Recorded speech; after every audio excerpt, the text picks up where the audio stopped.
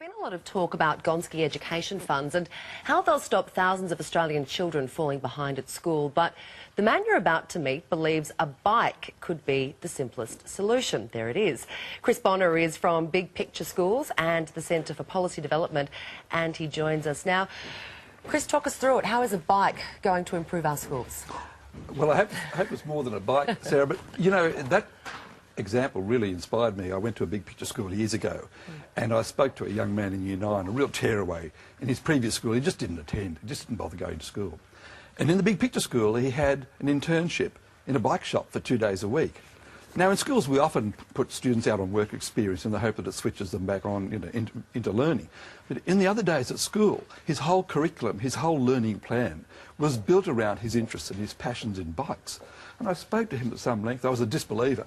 And then I walked away thinking, well, yeah, he's doing the science of bikes. He's doing the maths of bikes. He writes stories about bikes. And he did social history of how bikes began.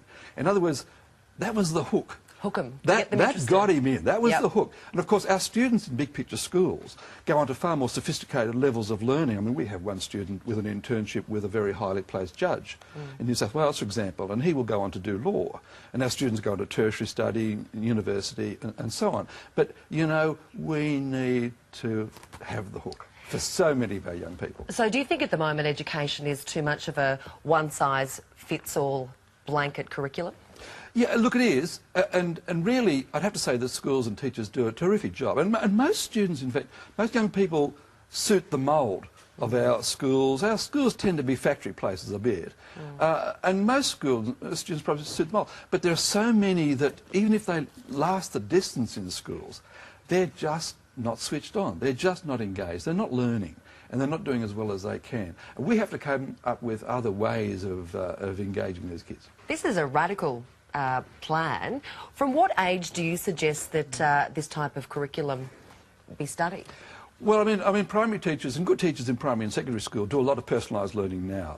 But we argue that push comes to shove in the middle adolescent years, doesn't it? In sort of years 8, 9 and 10. And that's when we start to lose a lot of our young people. And that's where our Big Picture schools operate between years 9 and 12. And with great success. Some people out there will say this type of education is too touchy-feely and that there's no standardisation in testing. Is that the case? Oh, no, look, the testing is really important, and we conform to all the curriculum and testing requirements. But you see, our students, for example, are assessed in other ways as well, and we need to balance the picture about how students are assessed. They're assessed by giving an exhibition of their learning to a very critical audience of peers, teachers and parents. That's a tough call for a lot of young people that were previously switched off learning altogether. So the rigour is there, the hard work is there, and for many young people it's actually tougher than their existing school because they opt out in their existing school. They just remain quiet in the background or they resist, and we're losing them. Real quick, this sort of personalised learning is already being road tested in schools around the country. What sort of level of success have you had so far?